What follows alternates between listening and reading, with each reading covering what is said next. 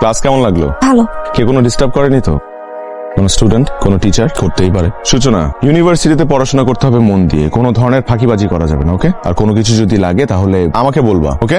জি। তোমার ফোনটা দাও। ফোন দিয়ে কি হবে? তোমার যদি কোনো প্রয়োজন হয় আমাকে, তাহলে সব জায়গায় তোমাকে খুঁজে পাবে না, পুরো ইউনিভার্সিটি খুঁজবে। তো তোমার ফোনে আমার নাম্বারটা আমি সেভ করে দিচ্ছি, যাতে করে তুমি আমাকে কল দিলেই পেয়ে যেতে পারো, ওকে?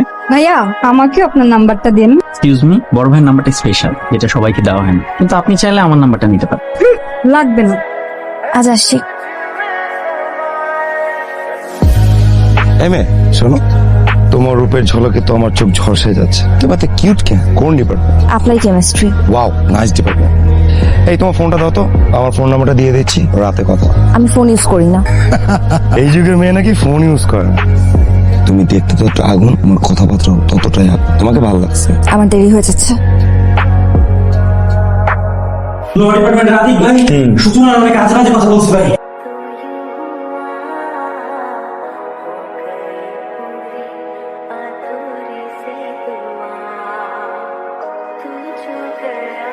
ভাই মারতেছেন কেন ভাই? বুঝলাম না, কেন মারতেছেন ভাই? মারতেছি কেন বুঝোস না? তোরা দুইজন যে অপরাধ করছোস, তাতে আমার আদালতে তোদের ফাঁসির রায় 7 বার হয়ে গেছে। আমার মন চাইতেছে তোদের দুইটার চোখ আমি তুইলা উড়া ফেলাই। এই সুষনারে কি কইছস? সূচনা কে ভাই? এই কিছুক্ষণ আগে যার নাম্বার চাইছোস ওটা আমাদের ভাবি, আর কেউ না। ভাই ভাই ভাই ভাই ভুল হয়ে গেছে ভাই। বাছার বাছার ক্ষমা না করলে পাঁচের মূল ভাই। ওই যার সাথে অন্যায় করছোস তার পা ধরে মাফ চাবি। চল। আপনি আমার ধর্মের বোন আপু, আপনি আমার ক্ষমা করে দেন। আমি আপনাকে জীবনে নিশ্চয় করবো না। আচ্ছা, পা ছাড়েন, পা ছাড়েন। না না আপু, আগে বলেন যে আপনি আমাকে ক্ষমা করছেন। আচ্ছা ঠিক আছে, ক্ষমা করেছি। ভাই মাফ করছে।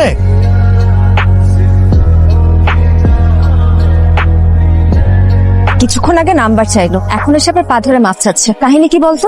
ওর মহলে নজর আছে তোর দিকে। হ্যালো, কি ব্যাপার? ফোন দিয়ে কথা বলছেন না কেন? কথা বলে তো আপনি মারধর শুরু করেন। কি আশ্চর্য, কে আপনি? আমি সূচনা। তো সূর্য আজকে কোন দিক থেকে উঠলো?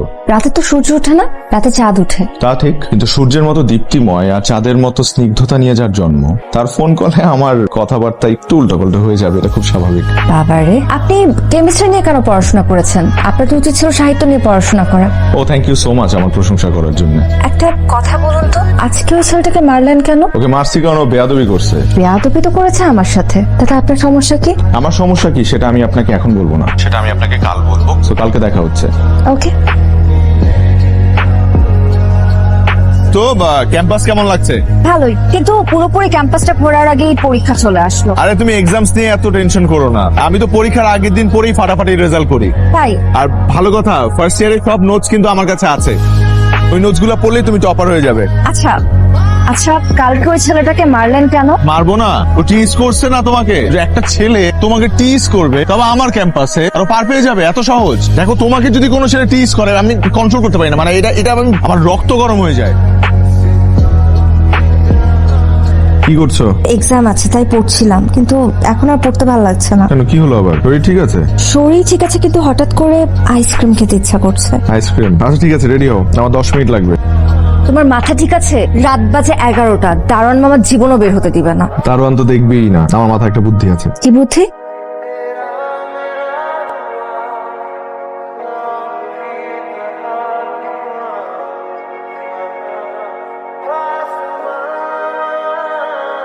ভয় লাগছে?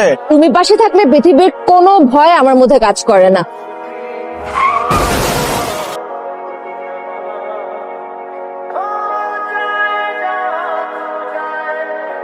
কালকে রাতে তো তোকে হলেই দেখলাম, হঠাৎ করে ভূতের মতো বাইরে গেলি কখন? রোহানের সাথে গিয়েছিলাম। বাবা, ভাইয়া থেকে ছাইয়া। যাই হোক, আমি তো রোহান ভাইয়াকে পটানোর জন্য কত চেষ্টা করলাম, আমাকে তো পাত্তাই দিব।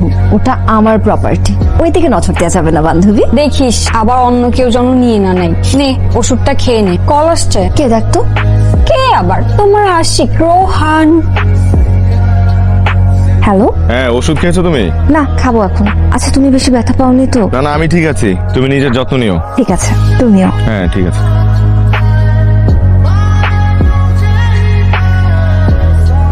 পরীক্ষা কয় নম্বর রুমে? 405। পায়ে প্রচন্ড ব্যথা, এই সিঁড়ি দিয়ে আর হেঁটে উঠতে পারছি না। হেঁটে উঠতে হবে কেন? আমি আছি না। মানে?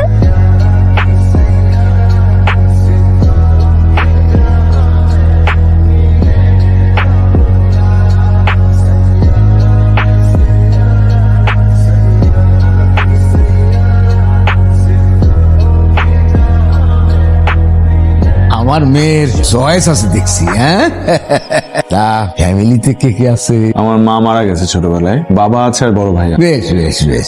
বড় ভাই কি করেন? ভাইয়া প্রাইভেট ইউনিভার্সিটির একজন টিচার। বাহ বাহ বাহ বাহ বাহ, গুড, ভেরি গুড। শিক্ষকতা, বাহ বাহ বাহ। তা তুমি ভবিষ্যতে কি করবা? আমার ফিউচার প্ল্যান এখনো করিনি। করো নাই? বাহ বাহ বাহ বাহ, খুব ভালো, কিন্তু করতে তো হবে।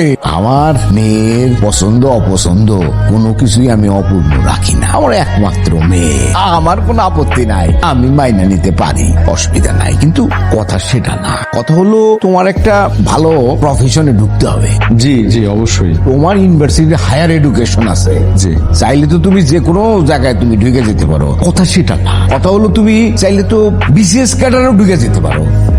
জি অবশ্যই। আপনি যদি চান যে আপনার মেয়ের জন্য একজন বিসিএস ক্যাডার, তাহলে আমি সেটার জন্য প্রিপারেশন নিব, পড়াশোনা করব। তাহলে তুমি এক কাজ করো, তুমি ঢাকায় চলে যাও, গিয়া বিসিএস এর কোচিং এ ভর্তি হয়ে যাও। আর আমার মেয়ে তো পড়াশোনা শেষ করতে আরো দেরি হবে, এর মধ্যে তুমি নিশ্চয়ই খুব ভালো একটা প্রফেশনে ঢুকে যাবা। এবং আমি কথা দিতেছি, আমি নিজের হাতে নিজের দাঁড়ায়া তোমাদের বিয়ের ব্যবস্থা করব। ট্রেন কয়টায়? 9টায়। এত দূরে যাচ্ছ, আমাকে ভুলে যাবে না তো?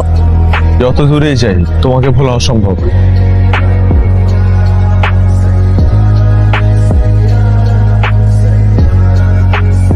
শোনো, আজকে পাত্রপক্ষ তোমাকে দেখতে আসবে। পাত্রপক্ষ দেখতে আসবে মানে? কথা সেটা না, কথা হলো রোহানের সাথে তোমার যে প্রেমের ফ্যান্টাসি এগুলো থাকতে পারে। প্রথম প্রথম এরকম হয়।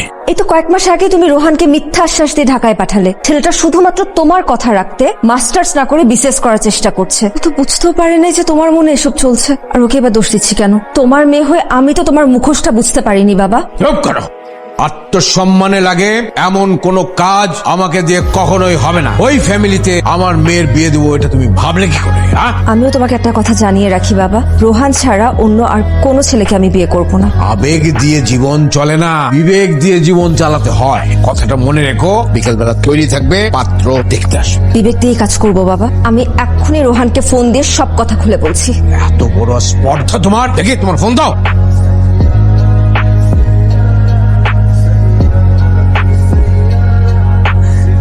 আরে ভাই, রোহন ভাই ফোন দিছে। ভাই আসসালামু আলাইকুম ভাই। ওয়ালাইকুম সালাম। ভাই আপনার অনেক মিস করি ভাই, কতদিন ভাই আমরা আপনারে দেখি না ভাই। আপনি আসেন না ভাই একদিন ক্যাম্পাসে ভাই। হ্যাঁ, ওই বিসিএস এর রেজাল্টটা দিলে আমি আসবো, বুঝছিস? আচ্ছা, তুই এখন কোথায় আছিস? এই যে ক্যাম্পাসে আছি ভাই। শোন, ওই 2 দিন যাবত আমি সূচনার ফোনটা বন্ধ পাচ্ছি, বুঝলাম না কি হলো। তুই একটু খোঁজ নিয়ে দেখবি ও ঠিক আছে কিনা। ও আচ্ছা ঠিক আছে ভাই, ঠিক আছে, আমি খোঁজ নিয়ে আপনাকে জানাই দিছি ভাই, চিন্তা করেন না কোনো। আচ্ছা। হ্যালো ভাই, আপনি দ্রুত চলে আসেন ভাই খুলনাতে ভাই। কেন, কি হয়েছে? ভাই সূচনার বাবা তো সূচনার জোর করে বিয়ে দিতেছে ভাই। আমি আর মা একটা বন্ধুর মাধ্যমে জানতে পারলাম ভাই। তোরা থাক, আমি আসতেছি।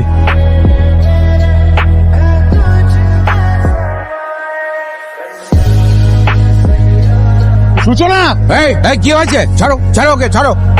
কি ব্যাপার তোমরা এখানে? কেন, একটু পর কি পাত্রপক্ষের আসার কথা? কথা সেটা না, কথা হলো তুমি এক্ষুনি যদি এদেরকে নিয়ে এখান থেকে চলে না যাও, তাহলে আমার ভয়ঙ্কর রূপটা দেখবে।